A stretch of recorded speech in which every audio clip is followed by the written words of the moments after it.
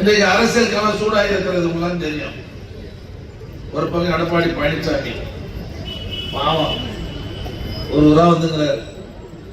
ஒரு பக்கம் முந்தானத்து பிறந்தவங்க நீங்க அவர் ஒரு பக்கம் நாங்க தான் ஆட்சிக்கு வருவோம் அவருக்கு ஒரு பக்கம் சுத்திக்கிறாரு. நீ கண்டவெல்லாம் தெருவா சுத்திக்கிறான்.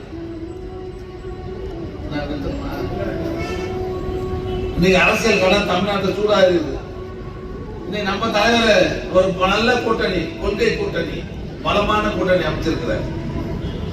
இந்த தேர்தலில் பாருங்க, நான் எப்பயுமே முன்கூட்டியே சொல்லுவேன் பல்ஸ் எப்படின்னு சொல்லி.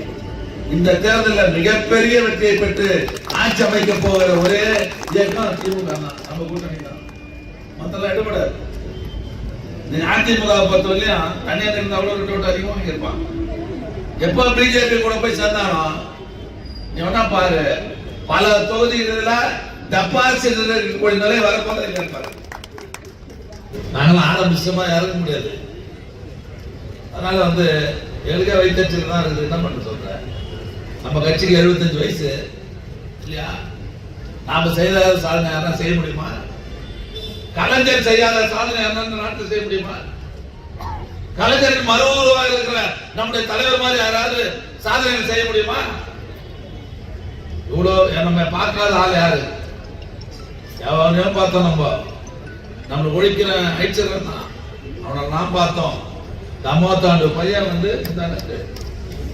எங்களுக்கு திமுக தான் போட்டின்ற இது உன்னை பார்க்க மாட்டேன்.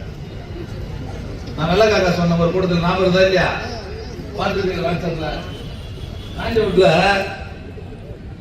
ஒரு 25 வருஷத்துக்கு முன்ன ஒரு வெள்ளக்காக்கா வந்துச்சு. உண்மையிலே சொல்றது விளையாட்டு இல்லை. அது அந்த கால்நடை மருத்துவம் கூண்டுல போட்டு தீனிலாம் வச்சு தண்ணிலாம் வச்சு வச்சிருந்தாங்க. இந்த வெள்ளக்காக்கா பார்க்கறது எவ்வளவு பேர் தெரியுமா? 3.5 கிலோமீட்டர் லைன்ல இருந்தான் அந்த வெள்ளக்காக்கா பார்க்க. அது பார்த்தா இவெல்லாம்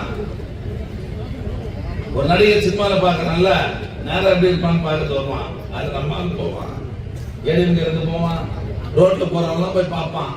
அதனால அவருக்கு தான் ஓட்டு போடுவோம்னு நினைக்காத. ஜனங்களுடைய பல்ஸ் எங்களுக்கு தெரியும்.